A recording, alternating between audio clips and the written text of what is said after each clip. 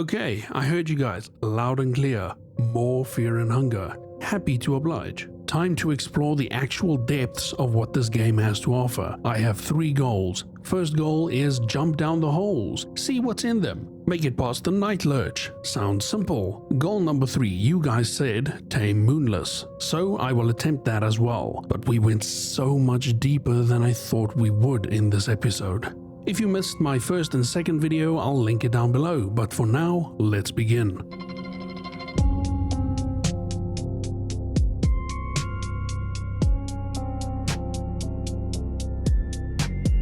As I make my way to the first hole, I remember that last time just before the save I had already made a hole, so seeing as it qualifies, I jump in. I hurt my ankle with the fall and I'm not sure what that actually did because my health is still full and I have no ailments. I guess that did nothing? Nice, no consequence. While exploring down here a bit, I realized that this is a route back to one of the cells in the prison. And I gotta say, I love how everything is interconnected in this game. It makes it feel like an actual real place that I'm exploring. There are also a ton of boxes and crates to loot down here, so overall, good experience. Next up is the well outside, and this also just leads back to an earlier part of the dungeon, another shortcut. And while I'm down here, I think I might as well go see Sir Seymour again, because it makes sense that Buckman would come here, and he is here, and he gives me some money for the help earlier with Trottier. I asked him if he knew Trottier, and he did. Trottier was an official in the dungeon. He also tried to have his way with Buckman just before we showed up and put an end to him. He is also part of the party that came to save the captain. I can only imagine where the rest of the party is if that's where he was. Also, just a funny note when talking to Sir Seymour again, he also confirms the attack to enemies' legs first before giving the final blow. It's good to know that the game actually does confirm this eventually as well. If I didn't have you guys, I don't know how I would have figured that out. And the conversation took so long that my torch ran out. Very awesome and wholesome news.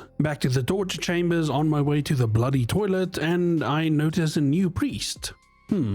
I proceed to the toilet and it smells like a mixture of death, blood, feces and semen. What the f? I jump in and my ankle again is hurt from the fall. I am knee deep in feces. The walls are covered in mucus and all things horrible. I try to climb up, but it seems hopeless. I failed to get a grip on anything. It appears to have been a mistake jumping down here. No, really? Something weird. I notice a little outlander on the left of my screen. Is that anything? Or is it just a bug? I can't get out. I want to try and wait out and see if there's actually something that would happen if you wait. Like a stranger throws down a ladder or something. My torch also goes out, but it's oddly well lit in here. Nothing happens for quite a while, and then the fear is getting a hold of you. Suicide is always an option. Wow, that was way more grim than I thought it would be. An actual suicide skill became available to me, so I end it and start again.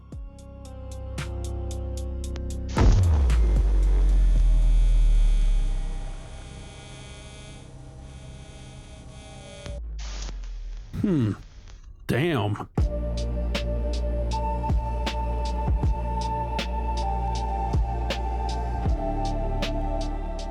I decide to go down for the lever again to try and tame Moonless. For that to happen, I need to get past the crossbow guard. This time, I don't run into the arrow and just fight him. And since the girl does so little damage, I put her on cut legs duty and the outlander on destroy the arms duty. And the girl is pretty good for cutting legs. She one-shots it easily. Nice, that fight went perfect. The girl just takes one tackle. That's it. Way better. I flip the lever and go back to the blood pit. I greedily try and sleep again just to save because I've made a bit of progress. I know that's probably a bit obsessive, but next time might not go this smoothly. I guess the coin toss correctly and save. Easy work.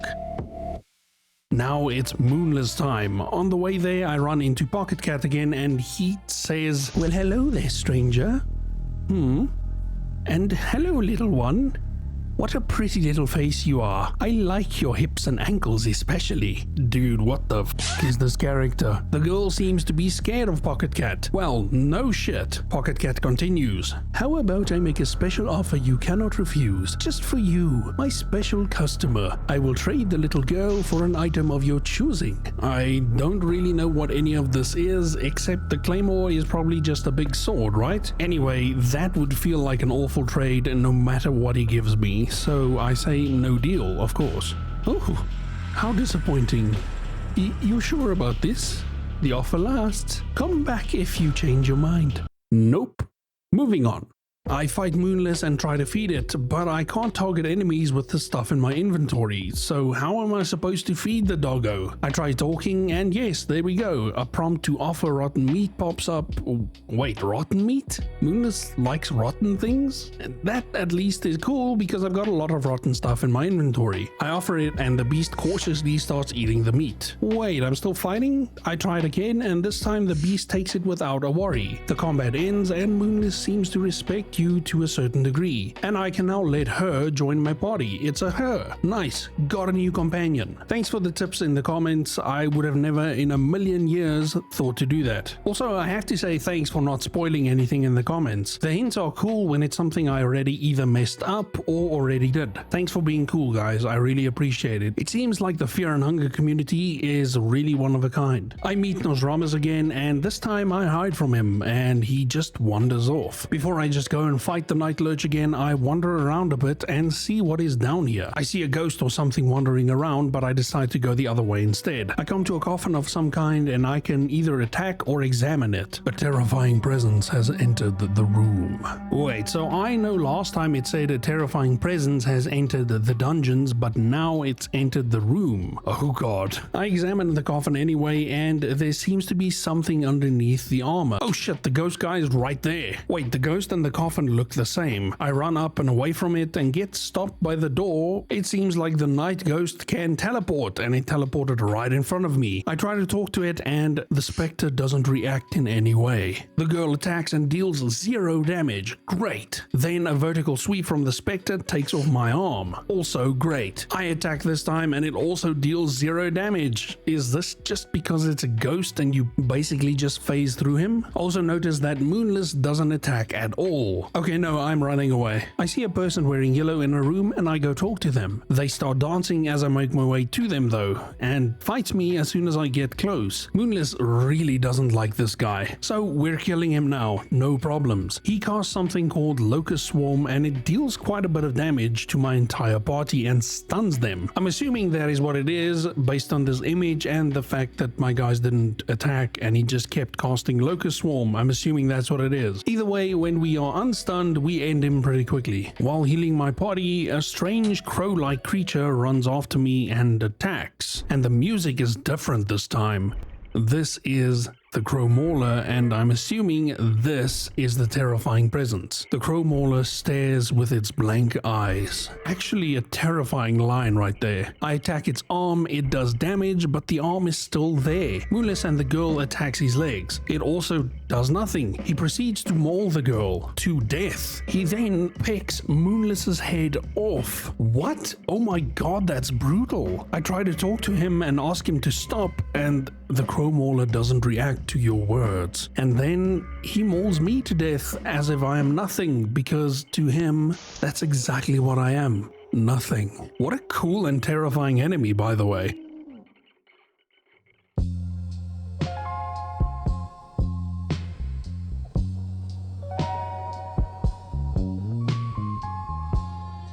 I load up my save and make it to the caves. This time I'm going to try and defeat the Night Lurch. Before that, I notice that there's an opening just before the Night Lurch and I run in there. It's some sort of underground lake. I scooped a few vials of water from the lake and notice something shiny. I go to pick it up and oh my god, a huge axolotl jumps out at me. The same music that played with the Crow Mauler is also playing here. Oh no. And I like axolotls, that sucked. I noticed that Moonless always attacks specific targets. I'm going to try and follow suit, because it seems like she always attacks the things like legs first, so it might be a cool way to see what the correct target is. My first attack is on its leg, but Moonless goes for the eye, so my next attack is for the eye. Continuing this pattern, we destroy the eye, then the tongue folds up, but Moonless attacks it, then it goes back down, so I do the same. I think this doggo is a war veteran. We destroy the tongue, then the left leg, and then the right leg, then go for the head, and that was way easier than I thought it was going to be. This thing has nothing on the Crow Mauler. It drops the stone crown, and when I absorb its soul, I get the salmon snake soul, which prevents limb loss entirely. Yes, please. Seeing as sanity almost acts like your mana, and my sanity is running very low, I am looking in my inventory for something that heals sanity, and I find it. Alcohol. Of course. I finally fight the Night Lurch, and Moonless just destroys the thing easily. Good girl. The Night Lurch's body moves after me. Is this a bug or intended?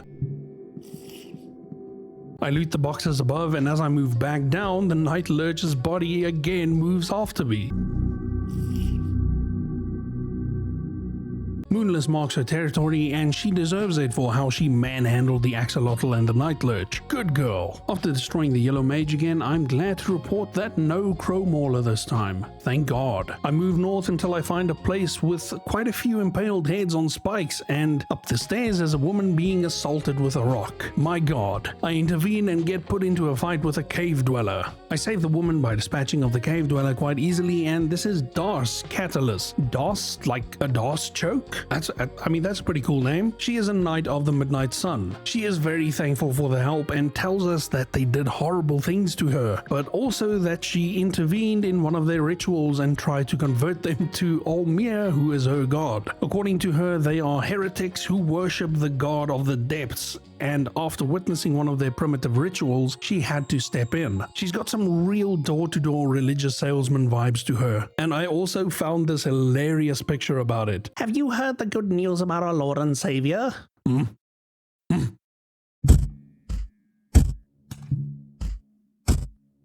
I ask if she wants to join us, and she gladly joins. Awesome. Now I have a full party. I for some reason couldn't use Loving Whispers out of combat a while ago, but now I can. Maybe a bug? I'm not sure. Weird. Gotta be honest, I just massacred my way through this poor village. Why? Lots of amazing treasure, that's why. This goes so smoothly that I feel like I'm on a roll now with my full party. No ailments, just pure combat prowess from everyone. Except the girl, but it's a tiny human, so she stays. I found an empty scroll that I can write in, but I don't have anything to write with. So moving on. Moonless marks yet another spot. Yes, you murdered this entire village. Yes, you did. Yes, you did. Good girl. I've only now realized that the cave dweller loses its balance with its penis cut. This game is wild, man. I find the cube of the depths, and that's the ancient relic from the Outlanders intro. Sick. No idea what it does, but now I have it, so good. Moonless marks another spot. Good girl. And I find a huge mouth of some sort of creature. Again, nightmare fuel. A huge creature is lying here.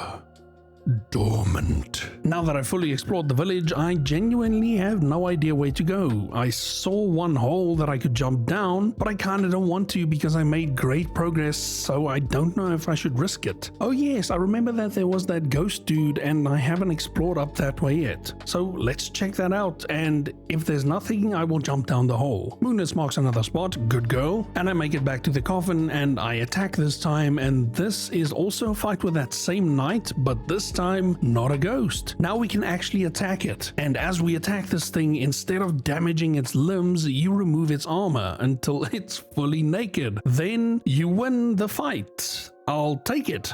However, this fight didn't go so smoothly. The girl lost her leg and arm, and Moonless lost a paw. Really bad, and so sad. Moonless lost a paw, that's awful.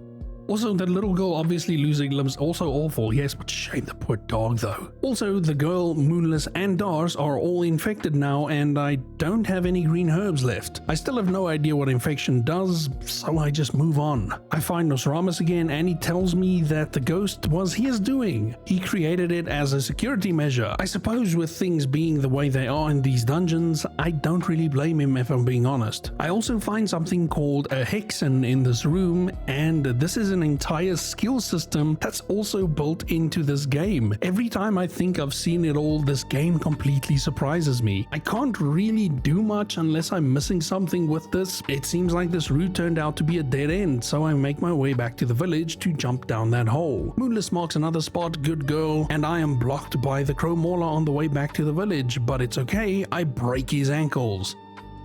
Fucking nerd. I make it back to the village and jump down, and I find cannibalism, which I can partake in. I would never, but my characters are quite hungry though. But no, never, it's cannibalism. But I would never, and also it's just a video game. I partake in cannibalism, and Moonless marks another spot. Good girl. I find a sword lodged into the earth like Excalibur, but the text suggests that the cave will collapse if I pull out the sword. So I don't. I'll try that later if I have a save nearby. I make it through the cave being chased by spooky ghosts and the like, and make it to the catacombs. This is somewhere completely new. It looks like the dungeon again. You realize you've delved too deep. I see there are stairs going up, and now that I know that the game likes to interconnect everything, I go up the stairs. Moonless marks another spot, and the girl feels dizzy. Girl died because of her infected wound. Darce feels dizzy. Darce died because of her infected wound. Moonless feels dizzy. Moonless died because of her infected wound. No, not Moonless. Oh my god. Okay, now I know what infection does. It's a run killer. A terrifying presence has entered the room. Oh my god, I go back down again, and when I make it down, this music, this atmosphere is so thick and morbid, especially now that my party is dead. I walk over what looks like a living floor, and it is. A bug bites your feet. The ground is swarming here. I have truly made it to a hellscape of some kind. Also, what is that? I see another night lurch. Oh no, not now. I panic and go into my inventory as soon as it starts attacking to see if there is anything that could help me, and I notice the bear trap that I have actually never used before. So I try it, and it places a bear trap on the floor. I lure the night lurch over, and holy hell, it actually worked. Destroyed its legs instantly. With it now being so slow, I can easily just walk past it. That was awesome. This game is so awesome with the amount of freedom that it gives you to try new things. I see an elite guard, and I try the same trick, but it doesn't work on him for some reason. He can just stand on it, dance on it if he wants to. It just doesn't do anything. I keep running from the battles with him until I escape his grasp, and I make it to a room. You see a dark figure looming in the shadows on the other side of the bars. There's an ominous aura coming from inside. You seem to hesitate in opening the door. I do open the door though, and I found a man shackled and bled out hanging on the wall. The lead guard thankfully doesn't follow me in. His throat is cut open. He has been dead for a while. A terrifying presence has entered the room. This is the man you came here for. He is dead, so you cannot exactly exact your revenge. Still, it does satisfy you knowing that he had a miserable end in these dungeons. Your task in these dungeons are done. There is little to no reason in staying here any longer. That's it? I can leave? Okay. Next plan is escape. I discover a very weird interaction. This elite guard is not chasing me. Instead, he's blocking my path out of here, just standing in my way. I move up and down and see that he stands looking at the wall for a while when I keep doing it. I do it again to see if I can get past him that way. And I do, but I'm stopped by Nosramus. Oh, it's you. He's passed away, hasn't he? I thought he would have had a bigger role in the greater scheme of things, but alas. Of course, him passing away doesn't mean that what he started should come to an end. After all, you came here to these dungeons because of him, right? The seed of what he planted continues to grow and branch. If you continue your descent into the darkness, you can understand what I'm talking about. Head down and just maybe his death won't go in vain. There's certainly an interesting bunch of people gathered here today. Well, That's my 2 cents anyway. Take from that what you want. Bye. So I could go deeper in, but my entire party is dead, so I will try it, but for now I want to escape and see what happens, since every other option except that one seems hopeless in my current position. As I make my way to the exit, the Crow Mauler blocks my way, so I run the other way. I have to find a way around him because he's quite literally blocking my path out of here. So I wrap around the pillars and fool him into thinking that he can attack me, then I wrap around again.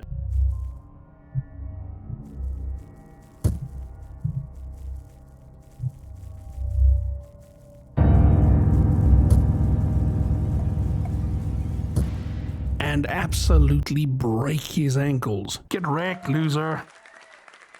The rest of my escape goes very smoothly, no issues. When I make it outside, I notice someone new. This is a merchant that sells potions for money. Money which I have. One of them is a potion of life, and I think I'm gonna revive Moonless. Not being sure how it works and not wanting to go back inside, I eventually just use it on myself and it poisons me. I suppose it has to be used on a corpse, right? Either way, I make it out. You escaped the dungeons of fear and hunger. Part of you still doesn't believe this to be the truth. You can still smell all the blood and the gore that seeps through the seams of the ancient stone walls of the dungeon. You can still feel the gaze of the hundreds of past warriors sacrificed in the pools of blood, now left to rot. You can still feel the pressure of the never-ending darkness that the underground caverns offered. You can still hear the distant flapping of wings. You still feel dizzy just imagining the rail tracks that led poor souls deeper into the madness, all the way to the altar of darkness. You delved too deep. You know it yourself too. No man could ever return from that deep. You take one more look at the fortress just to make sure that you really did make it out. Oh no, what? So did he just hallucinate that he escaped? That's wild. Probably a very bad ending. One that I will fix starting next episode, when I discover completely new horrors. Oh my god, this thing is bad. I just want to thank everyone for watching, and the last video did so well, not only on TikTok or Shorts, but the full-length video as well. I really appreciate the support. Thanks to everyone for watching. Thank you for the channel members, just everyone keeping the channel alive. I'm beyond grateful. Thanks everyone also for not spoiling things in the comment section. It really does indicate to me that the community surrounding this game really wants people to just experience this game. Absolutely breathtaking community. You guys are amazing. I'll see you all in the next video. Again, thanks for the support. Much love.